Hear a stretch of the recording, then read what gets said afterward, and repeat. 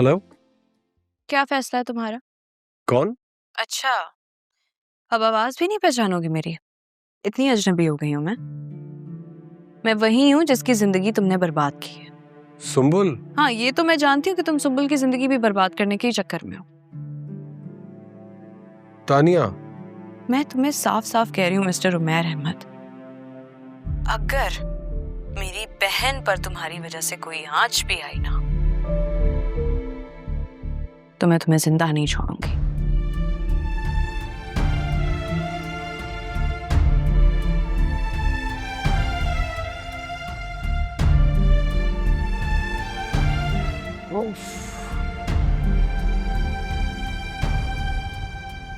सुंबुल, मुझे उसकी बातों से नहीं लग रहा कि वो पंचायत बिठाएगा।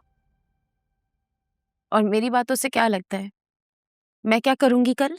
सुंबुल, तुम्हें खुदा का वास्ता है, खुदकुशी मत करना, हराम मौत होती है ये। जिसने हराम मौत मरना है तो हराम मौत मरने में क्या ही फर्क पड़ता है? ये तुम क्या ऑल फॉल बके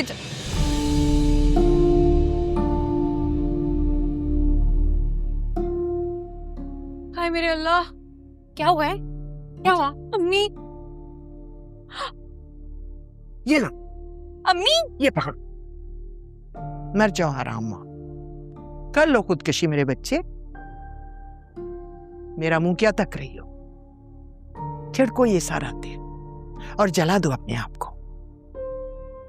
कसम है, न खुद जाऊंगी इस कमरे से और ना ही तानिया को जाने दूंगी। हम भी जलेंगे तुम्हारे साथ। चलो, कर लो हिम्मत। शाबाश, चलाओ, जलाओ अपने आप को। अम्मा, ये तो तुम चुप रहो। मरना इतना आसान नहीं है। तुम्हारे बाप के मरने के बाद 3 बार ये तेल का कैन लेके खुदकुशी करना चाहती थी, मरना चाहती थी मैं, लेकिन हर बार यही ख्याल आया कि मेरे बाद मेरी बेटियों का क्या होगा। तुम्हें ये सब कुछ करते हुए मेरा ख्याल नहीं आया कि मेरे बाद मेरी माँ का क्या होगा? तुम किसके लिए मरना चाहती हो? इनके लिए मरना चाहती हो? इन बेजाहिल लोगों के लिए जो मुझ जैसी बेबस लाचार औरतों के ऊपर अपनी मर्जी के फैसले मुसल्लत करते हैं, इनके लिए तुम मरना चाहती हो?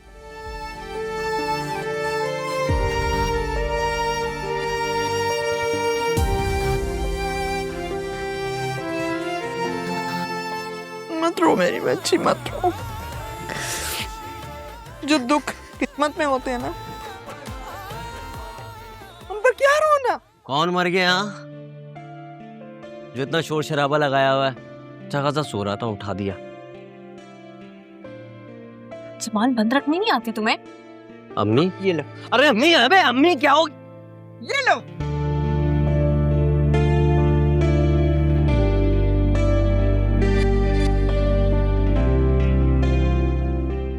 सोचा क्या? जाकर क्या कहोगे? नहीं जानता। सब कुछ इमरान चाचू ने ही हैंडल करना है। What the hell is this? तुम तो कह रहे थे कि तुम कुछ भी करके इस मंगनी वाले मामले को खत्म कर दोगे। अब इमरान को बीच में क्यों इन्वॉल्व कर रहे हो? पापा, क्योंकि इस मसले का हल उन्हीं के पास है। वो मेरा भाई है, सगा भाई है, उसे बहुत अच्छी तरह जानता हूँ। उसका दिमागी तवाज़ुन दुरुस्त नहीं है। ऐसा कुछ नहीं है पापा, ही इज परफेक्टली ऑलराइट, वो बिल्कुल ठीक है। देखो फायजा, मैं साफ साफ कह रहा हूँ, वहां जो भी बात होगी उसकी कोई जिम्मेदारी मैं नहीं लूंगा। तो फिर बेहतर है आप हमारे साथ वहां ना ही जाए। That's it. मैं भी यही कहने वाला था। तुम दोनों जाओ, अपना शौक पूरा कर लो। मेरा क्या, मेरा कभी उस घर से कोई ताल्लुक नहीं रहा और ना कभी होगा।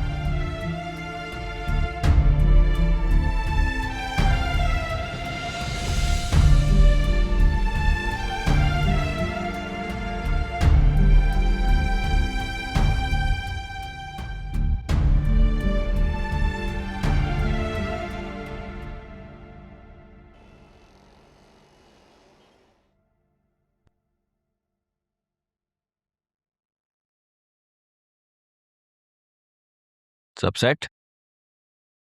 बस वो ताया जी और राशिद भाई ना मस्जिद नमाज पढ़ने गए हैं, अभी आ जाएंगे थोड़ी देर में।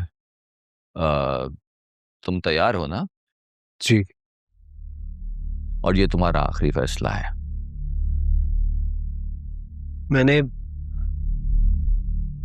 आपकी बातों को समझने की बहुत कोशिश की। और तुम्हें सारी बातें समझ में आ गई हैं ना? जी।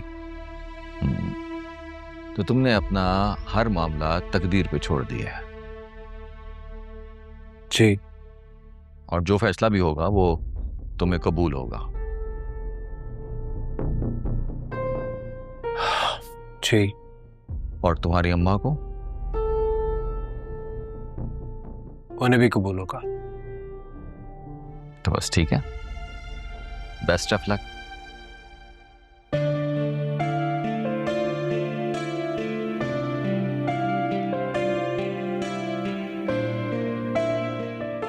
ये चाचू क्या बात कर रहे हैं उससे?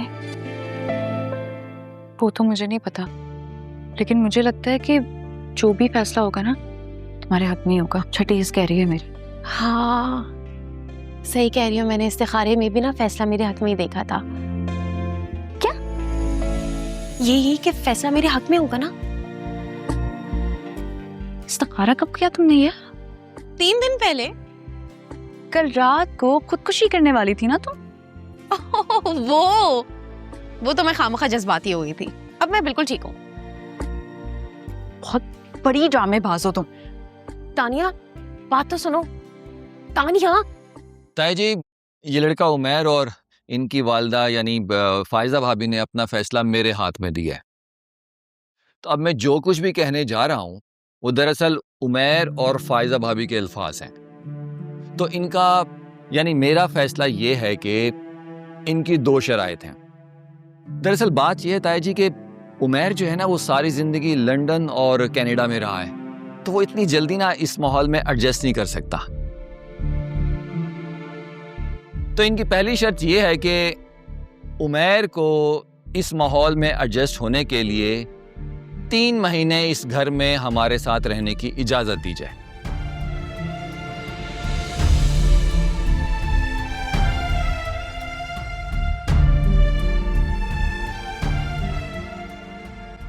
और दूसरी शर्त यह है इनकी कि तानिया को अपनी डॉक्टरी की तालीम पूरी करने की इजाजत दी जाए। और अगर ये दोनों शर्तें आप मान लेते हैं तो फिर उमैर और फायजा भाभी को उमैर और सुंबुल का रिश्ता कबूल है।